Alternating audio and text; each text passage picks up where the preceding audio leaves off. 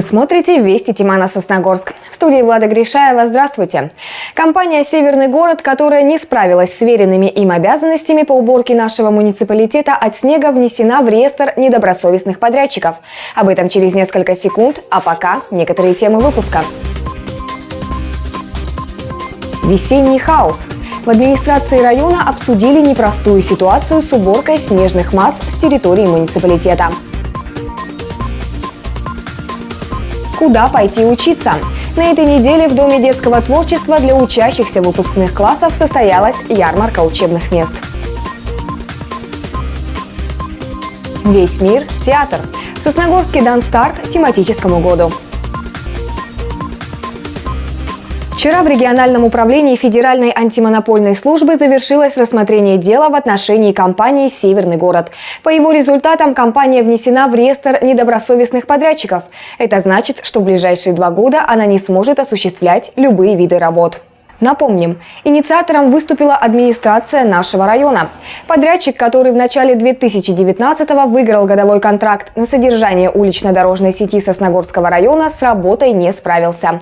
Расторгнуть контракт было решено после многочисленных претензий со стороны муниципалитета, а также предписаний ГИБДД. Это было сделано в одностороннем порядке по инициативе районной администрации. 28 марта в 10 часов состоялось заседание в Федеральной антимонопольной службе, на котором было принято решение о включении подрядную организацию ООО «Северный город» в реестр недобросовестных подрядчиков. Соответственно, у нас появилась возможность заключить договора со вторым участником аукциона. На сегодняшний день доделывать работу, которую выполнял предыдущий подрядчик спустя рукава, теперь будет местный спецавтодор. Хотелось бы отметить, что в силу того, что объекты не обслуживались должным образом в зимний период организации предыдущей, а также с резким потеплением, требуется больше времени на очистку. Поэтому прошу жителей города проявить терпение и в случае возникновения вопросов обращаться в отдел внешнего благоустройства по телефону 50331. И вот результат такой работы, а точнее ее отсутствие, наглядно видно сейчас. На дорогах снежная каша. А некоторые тротуары заужены так, что 2 человека просто не могут разойтись. Но есть и вопросы по дворовым территориям, где зачастую с работой не справляются и местные коммунальные службы. О том, как муниципалитет борется с весенним хаосом, узнал Павел Дурников. Такую картину сегодня можно наблюдать практически на каждой улице нашего города. Страдают не только водители, но и пешеходы. Именно их жалобы озвучил глава района Сергей Дегтяренко на недавнем разборе полетов. За круглым столом ответственные за уборку муниципалитета от снега. Это представители управления ЖКХ, спецавтодора, городских управляющих компаний и ТСЖ. У нас проблема общая и глобальная. Мы не делим наш город на дворы и территории. Речь идет в общем об общей очистки города от снежных масс. Я хочу услышать, как ведется эта работа, какие есть проблемы в городе, в поселках. Обсудим план действий, как мы будем решать проблемы, те, которые у нас есть. Начали со спецавтодора. Именно эта компания работает на улицах города и близлежащих поселках с середины марта и доделывает работу предыдущего подрядчика в авральном режиме. Очень много снега, того, который не был убран ранее, поэтому сейчас это только стопор в этом. Если бы это все вошло бы планово по своей очередности, как это бывает каждый год, то было бы сейчас намного лучше, все понимаете. А так разгребаем, пытаемся, убираем тротуары, слой накаля там до метра доходит слой влажного снега на тротуаре. Он также пояснил, что из-за гололеда техника буксует и не всегда с первого раза может справиться на том или ином участке. Но работа не останавливается. На вопрос главы района, когда работа будет выполнена, был дан ответ, что компания постарается сделать это в течение недели. Обсудили на встрече и состояние дворовых территорий. Это зона ответственности управляющих компаний. Особо к вам обращаюсь. Это ТСЖ и управляющие компании. Не надо прятаться за этой ширмой Северного города, надо исполнять свои непосредственные прямые обязанности по очистке дворовых территорий. Как заверяют представители компании «Лидер С» и «Ваш дом», на их территориях очистка производится регулярно. Но несмотря на это, жалобы от жильцов все же есть. В большинстве случаев они просто не знают, когда будет произведена очистка их дворов. Прошу вас, управление ЖКХ, прошу вас, управляющие компании, все ваши графики очистки дворовых территорий разместить в виде объявлений на подъездах, разместить в средствах массовой информации, чтобы каждый житель мог видеть, когда по графику будет почищен его двор. Тоже касается и товарищ собственников жилья. Обновленный график уборки уже составлен, а вот за качеством ежедневно следит отдел муниципального контроля. Как показывает практика, не все управляющие компании добросовестно относятся к своим обязанностям. Сейчас эти рейды усилятся, так как очень много обращений от граждан. Если есть какие-то нарушения, мы передаем дела в ГЖИ, они рассматривают этот вопрос. А так обращайтесь по телефону 50282 в отдел муниципального контроля. Поднимался и вопрос о том, кто должен чистить квартальные проезды. Согласно постановлению, заезды между домами – это зона ответственности обслуживающих компаний. И большинство от своих обязанностей не отказывается. А вот за длинные квартальные проезды отвечает муниципалитет. Есть 491 постановление Российской Федерации, которое гласит, что даже если земельный участок откадастрирован, но какие-либо элементы благоустройства, а к элементам благоустройства у нас относятся от трансформаторных подстанций до вот таких вот мелких проездов, то есть этим проездом же пользуются жители ваших домов. И жители ваших домов не могут въехать на почищенный вами двор. Ну, как-то считаю, отказываться почистить там 3-4 метра, что возникает у людей недопонимание. Говорили и об очистке крыш от снега и наледи. Это в первую очередь безопасность жителей. По словам представителей управляющих компаний, эти виды работ проводятся ежедневно и стоят на особом контроле всех коммунальных служб. Подводя итог заседанию, глава отметил, что проблема с накопившимся снегом общая, и сейчас нужно мобилизоваться и сделать все возможное, чтобы решить эту задачу. Павел Дурников, Евгений Юрин, Вести Тимана, Сосногорск.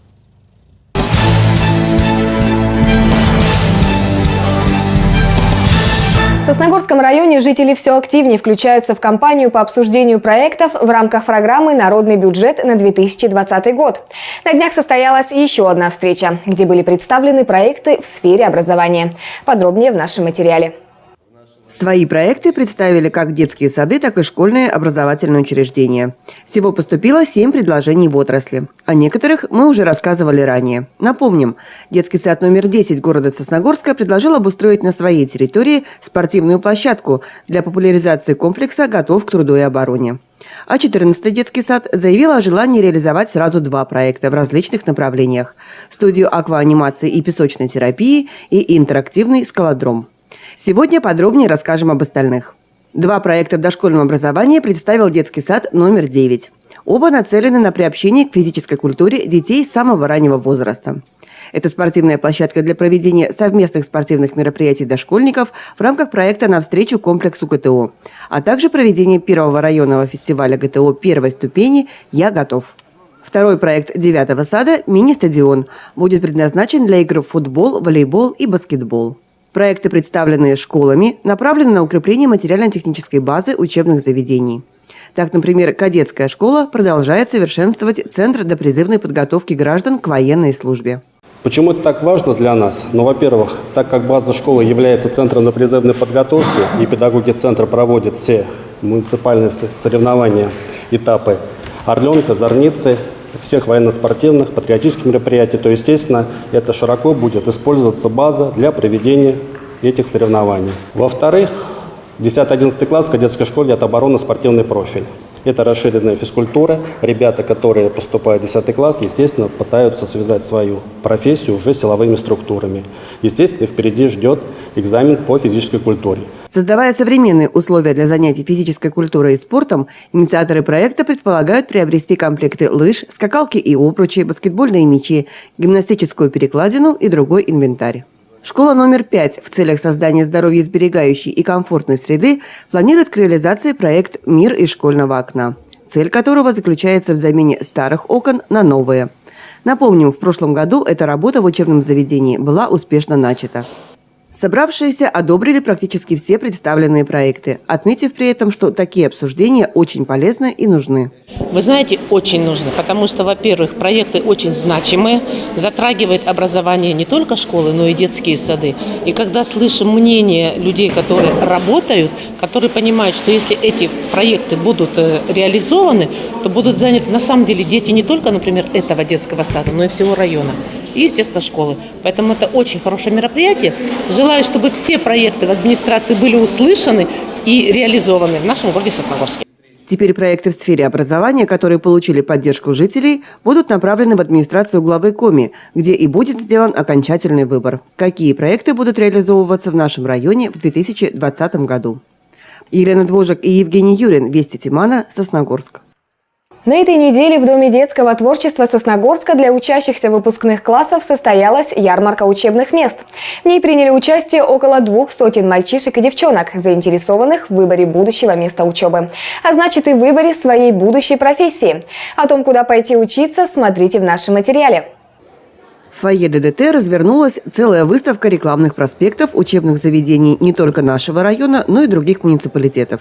Здесь можно было подробно ознакомиться с представленными специальностями и даже пройти тестирование, организованное городским центром занятости на предмет, какая профессия вам больше подходит. Каждое учебное заведение старалось максимально привлечь внимание будущих абитуриентов. Сейчас все вы знаете, северный широтный ход, нужны кадры. В общем-то, мы с радостью примем наших абитуриентов и будем готовить, поскольку железнодорожная отрасль, профессии железнодорожного транспорта, я считаю, очень престижной, на сегодняшний день очень высокооплачиваемой.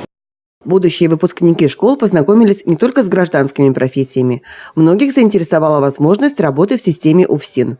Тем более, что, по словам представителя, трудоустройство после окончания профильного вуза практически стопроцентное. Могут поступить все лица от 17 до 25 лет. Для поступления нужно нам, что это среднее образование, полная общая школа, 11 классов, либо среднее профессиональное образование. То же самое полное. Идет упор на физическую подготовку, то есть если у лица, поступающего в военном билете, стоит отметка ограничен по состоянию здоровья, тогда уже нет, уже не получится. Ну, естественно, должны быть хорошие характеристики с места учебы, с места работы прошлой, чтобы не было судимостей. Каждое учебное заведение представило небольшую презентацию. У кого-то она была даже театрализованной. Студенты пели, танцевали, читали стихи. Ребята старались в них как можно ярче рассказать о тех профессиях, которые можно получить в их учебных заведениях. Будущие абитуриенты слушали с неподдельным интересом.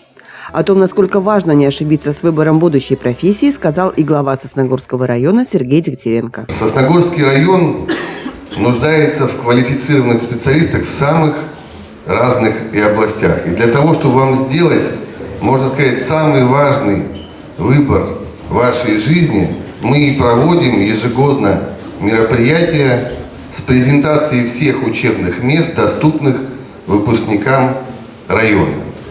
Ребята, я желаю вам сделать осознанный и взвешенный выбор, который приведет к успеху. И очень надеюсь, что, получив профессию, вы свяжете свою дальнейшую жизнь с нашей с вами малой Родиной. В этом году в ярмарке учебных мест приняло участие около десятка учебных заведений, среди которых Сосногорский технологический техникум, Ухтинский педколледж, УГТУ и другие. Отметим, что ярмарка учебных мест в Сосногорске проводится ежегодно и помогает учащимся, стоящим перед выбором, куда пойти учиться после школы, выбрать для себя профессию по своим способностям и интересам. Ярмарка учебных мест этого года состоялась. Теперь выбор за нашими будущими выпускниками. Елена Двожик, Евгений Юрин, Вести Тимана, Сосногорск.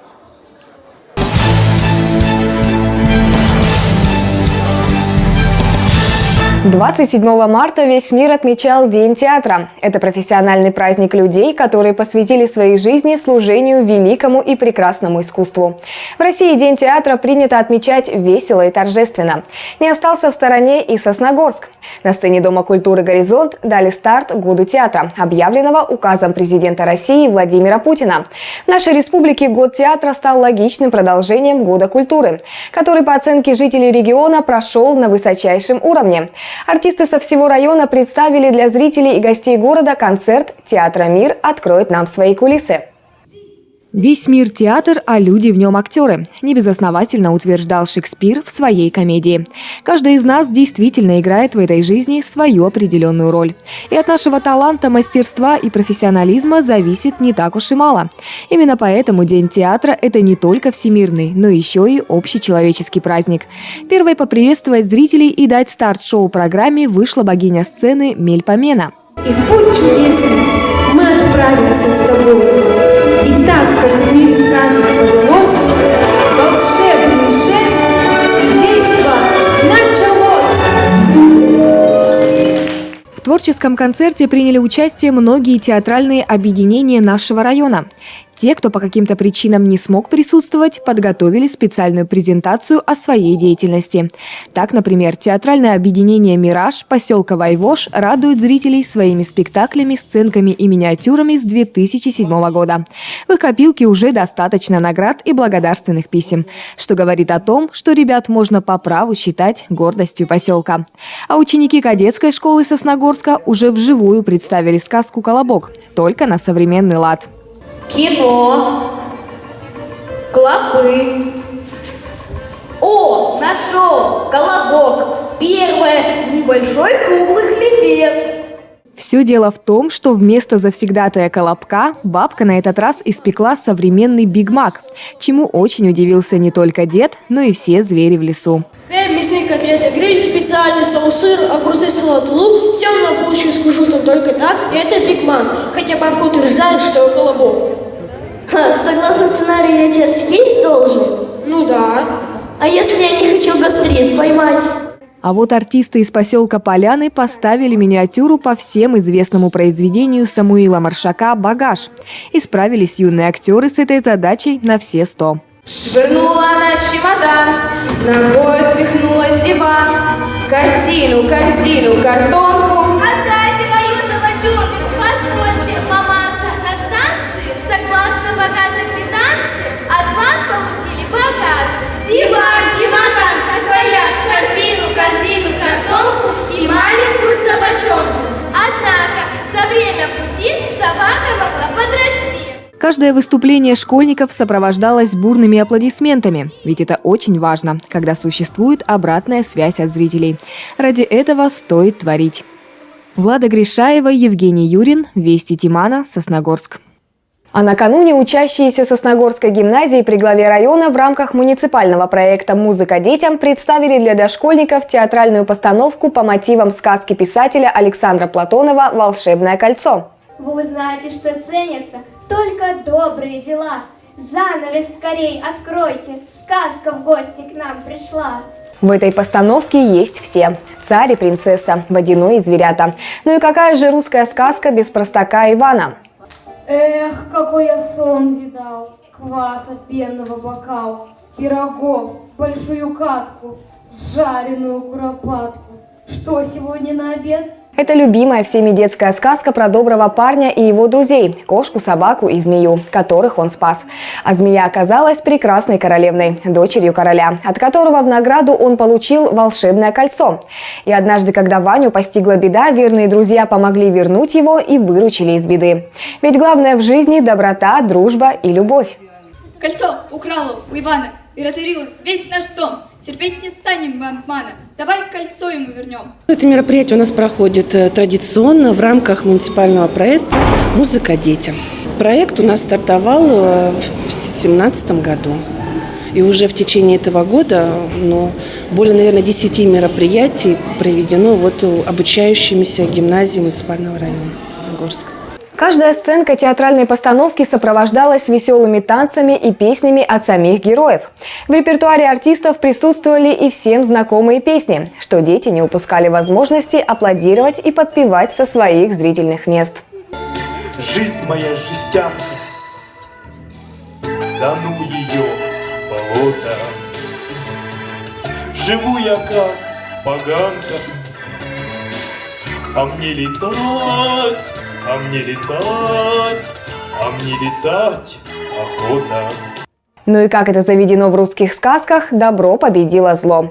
Чему маленькие зрители были очень рады. Уходя со спектакля, каждый из детей унес с собой частичку доброты, что в дальнейшем сможет, несомненно, им пригодиться. В завершении выпуска о погоде. В ближайшие выходные, по прогнозам синоптиков, температурный фон в республике особо не поменяется. Ночью ожидается 0–5. В течение дня в среднем +5. Повсеместно пройдут осадки, местами сильные. В зоне атмосферных фронтов по республике усилится ветер до 15 метров в секунду. Это все, что мы успели рассказать вам сегодня. Новая информация уже в следующих выпусках нашей программы. Ну а я с вами прощаюсь. Всего доброго и удачных выходных!